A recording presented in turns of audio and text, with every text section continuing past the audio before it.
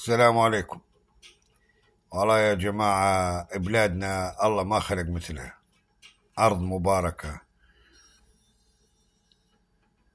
والخير موجود فيها. والله يا عمي البلاد طلبت أهلها. أي والله. والله يا عمي بلادنا بلاد خير، بلاد عطاء. أقل ما في بتلاقي واحد يسلم عليك الصبح، تمر من الظهر العصر تلاقي واحد يقول لك السلام عليكم، يقول لك صباح الخير.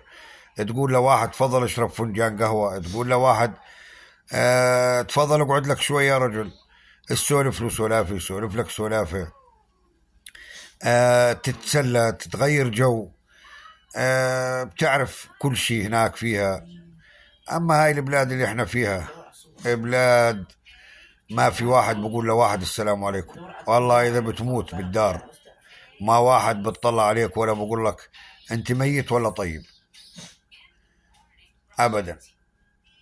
يا عم الدنيا مش كليات مصاري وكليات تركاض وكليات الدنيا يا عمي بدها كمان نفس مرتاحة. عرفت شلون؟ فبقى هون ما فيش البلاد اللي احنا فيها نفس مرتاحة نهائيا. بالمرة النفوس مش مرتاحة مثل بلادنا، ما فيه.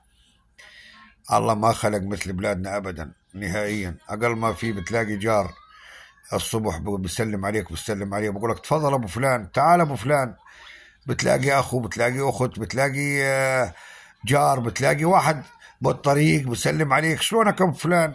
يا أخي وين هون ما في حدا لا بقول لك ولا بتقول له. هون اللهم نفسي، دبر نفسك، معك اشتغلت معك، ما اشتغلت بزتوك بالشارع، مدبرة خالصة. ايه يا زلمة ما بتلاقي واحد يسلم عليك. اي والله هاي ما هي حياة. اي تضرب هيك حياة يا رجل.